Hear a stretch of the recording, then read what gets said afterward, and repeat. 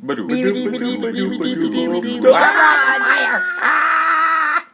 to Brick or Bounty.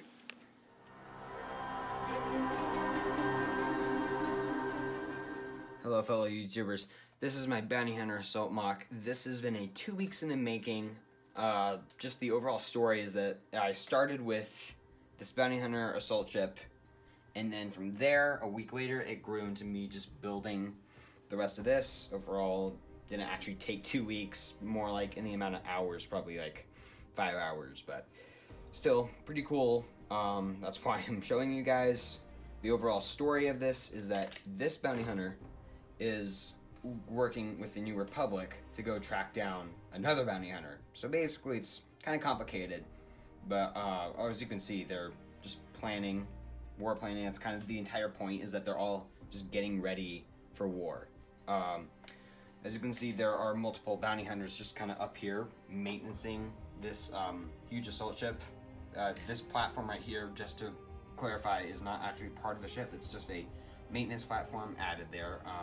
This guy's just loading a rocket while this guy's fixing what might be an astromech droid. You guys can really decide. And then this guy's kind of just yelling. As you can see, his facial expression definitely fits that very well. This guy over down here is just kind of commanding these bounty hunters, I guess. One of them, I guess, is resistance soldier. I don't know why he's there. This hatch right here is the entrance into the bounty hunter assault ship, which is why this guy's kind of just walking into it.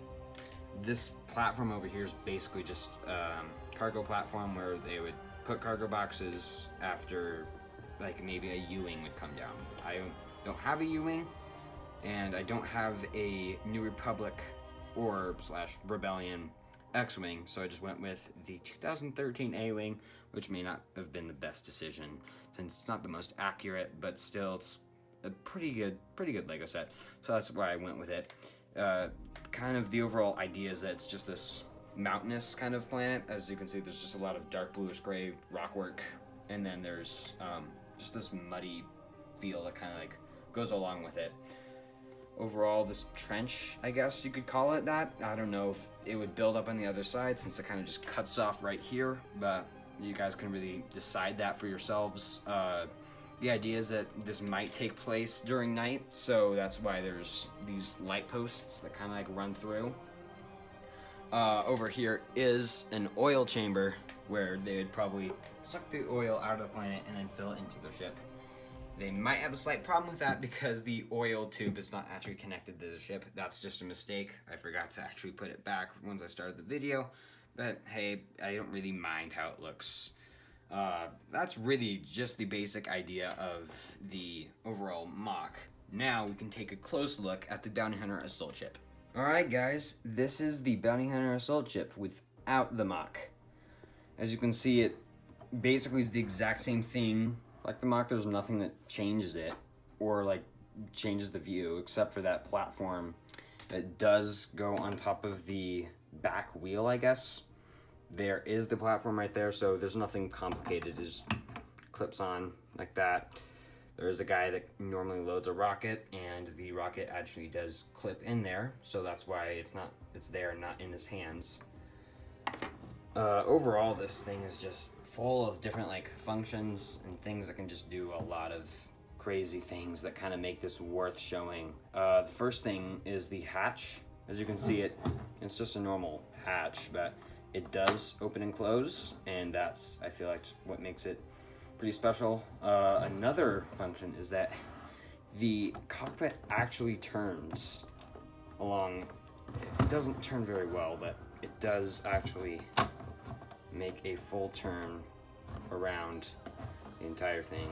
Another thing is that this right here does actually pop out to reveal like a beam launcher. I don't know, it can really be any kind of weapon, but that does just like pop out. And then, you know, you got like all these like boosters on the side, like this one main one, and then you got this like strip of boosters almost.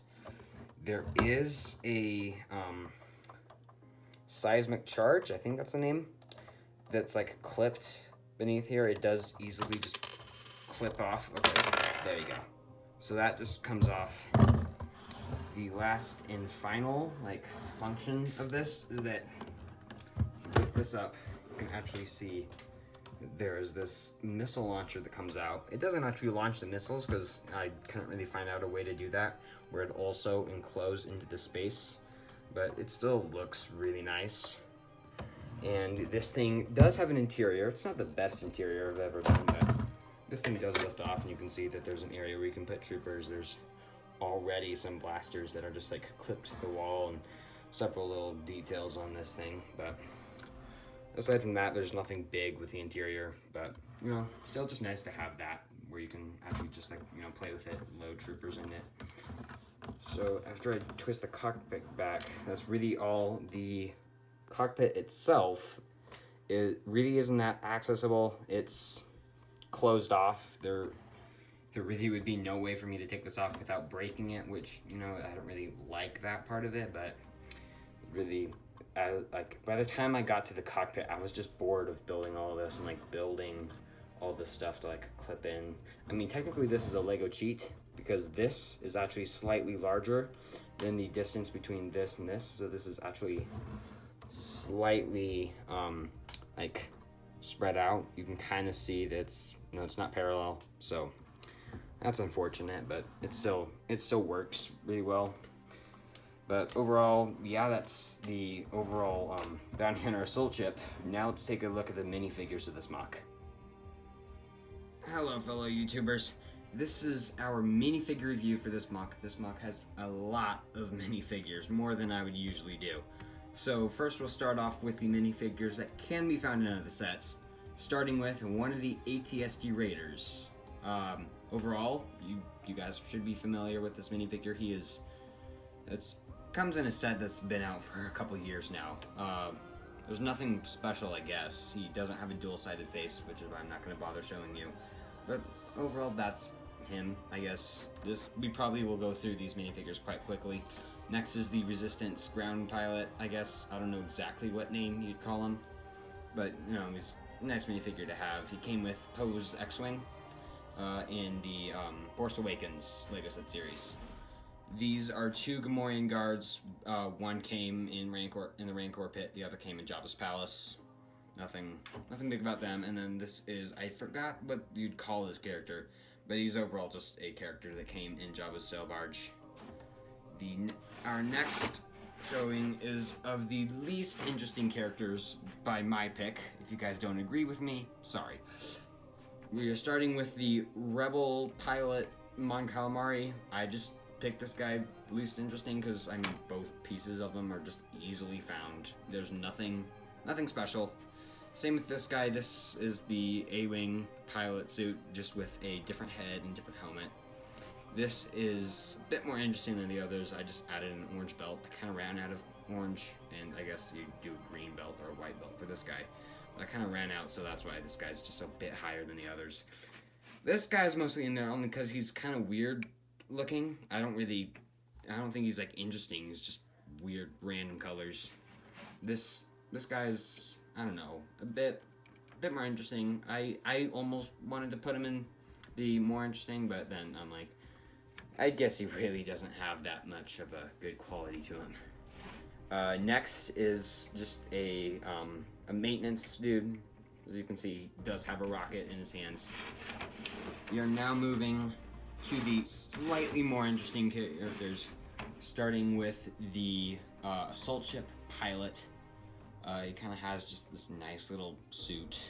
Fun fact, my friend related him to Zemo just because of that suit. I started bawling just because of that.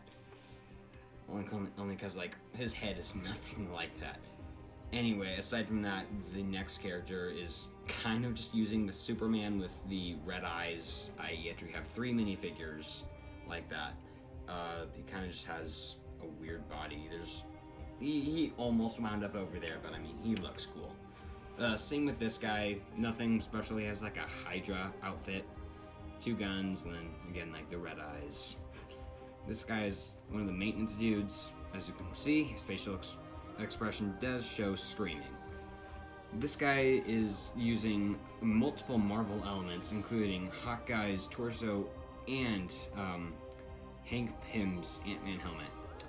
This guy is again using a Marvel torso, which is Thor's and then Ant-Man's helmet. This one, again, is using Marvel, this time a bit different with Scarlet Witch's torso, pants, and head, and then the Darth Vader underplate, and then also with a back piece on there. It makes enough of a difference that I think I'd show that. And now we have least interesting and most interesting. So we will start with this character right here, which I feel like looks pretty cool. Nothing too special. That's actually Storm from X-Men Lego sets head. That's why the eyes are white. The next character, which is a bit cooler, I feel like, just to get him in the review. Just like help me open. There he is, right there. I just like how the colors blend with the brown and then the blue.